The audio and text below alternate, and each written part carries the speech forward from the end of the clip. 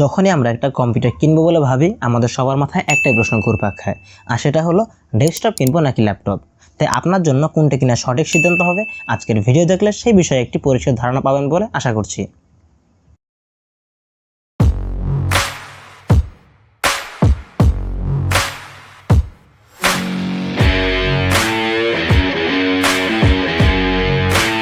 প্রথমে কথা বলবো পোর্টেবিলিটি নিয়ে।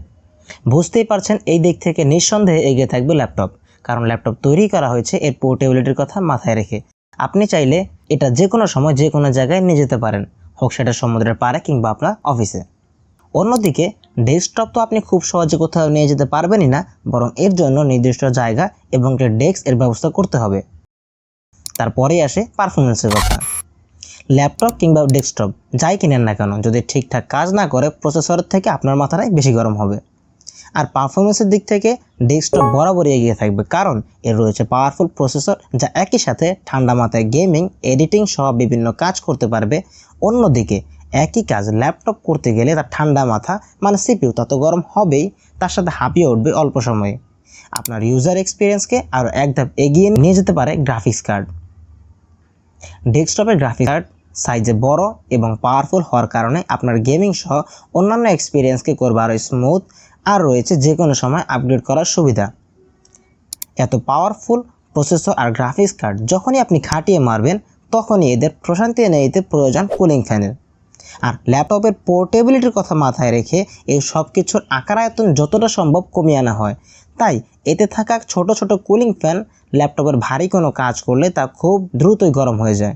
আর অন্যদিকে ডেস্কটপে থাকছে বিশাল বিশাল কুলিং ফ্যান। সত্যি বলতে ডেস্কটপের এত প্রশংসা করতে করতে আমি নিজেও হাঁপিয়ে গেছি। যাই হোক, ল্যাপটপ ইউজাররা এত সব শোনার পর নিজের ল্যাপটপটা আছাড় মারবেন না, কারণ আপনার ল্যাপটপেও এই সব কিছুই আছে, কিন্তু এত ছোট একটা স্পেসে এত কিছু, তাই একটু ছোট আর কম পাওয়ারফুল হবে, এটাই স্বাভাবিক। একটা সময় ছিল যখন আপনি ক্যান্ডি ক্রাশ বা দু একটা রেসিং গেম কিংবা ছোটোখাটো এডিট করতেন, কিন্তু এখন আপনি ফোর্টনাইট কিংবা প্রফেশনাল এডিট করার জন্য আরও পাওয়ারফুল প্রসেসর কিংবা হাই গ্রাফিক্স কার্ড প্রয়োজন। আর আপনি যদি একজন ডেস্কটপ ইউজার হয়ে থাকেন, চাইলে খুব সহজে আপনি আপগ্রেড করতে পারবেন, যা ল্যাপটপে খুব সহজে করতে পারবেন না। ডেস্কটপের এত সুনাম শোনার পর যারা ল্যাপটপ কিনবেন বলে ভাবছেন, হতাশ হবেন না, কারণ যত পাওয়ারফুলই হোক না কেন, বিদ্যুৎ হলো কম্পিউটারের হৃদস্পন্দন।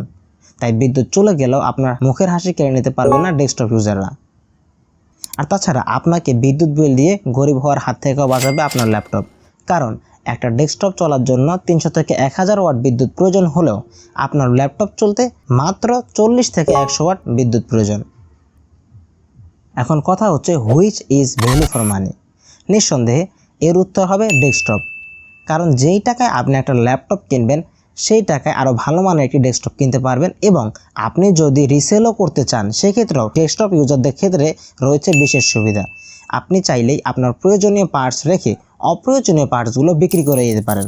এতে করে আপনি খুব সহজেই ডেস্কটপ আপগ্রেড করার সুবিধা পাবেন। ল্যাপটপ কিংবা ডেস্কটপ প্রত্যেকেরই কিছু অ্যাডভান্টেজ এবং ডিসঅ্যাডভান্টেজ রয়েছে, তাই আপনার জন্য কোনটি ভালো, কোনটি কিনা সঠিক সিদ্ধান্ত হবে তা একান্তই নির্ভর করে আপনার প্রয়োজনের উপরে। আপনি যদি পোর্টেবিলিটি অ্যান্ড কমফোর্ট চান, কিংবা একটা ডেস্ক রাখা আপনার জন্য বাড়তি একটা ঝামেলা, বা আপনি একজন স্টুডেন্ট একটা মেসে থাকেন, সেক্ষেত্রে আপনি অবশ্যই একটা ল্যাপটপ নিতে পারেন। আর যদি আপনি ম্যাক্সিমাম পারফরমেন্স চান এবং কাস্টমাইজ একটি পিসি চান কিংবা আপগ্রেড করতে চান, তাহলে ডেস্কটপ নিতে পারেন। আজকের ভিডিও এই পর্যন্তই। আশা করি ভিডিওটি আপনাদের অনেক কাজে দেবে। আমাদের বিশ্বাস, টেকনোলজি রিভিল করার এই জার্নিতে আমাদের চ্যানেলটিকে সাবস্ক্রাইব করে পাশেই থাকবেন। আজ এই পর্যন্তই, দেখা হবে অন্য কোনো দিন নতুন কোনো ভিডিও নিয়ে।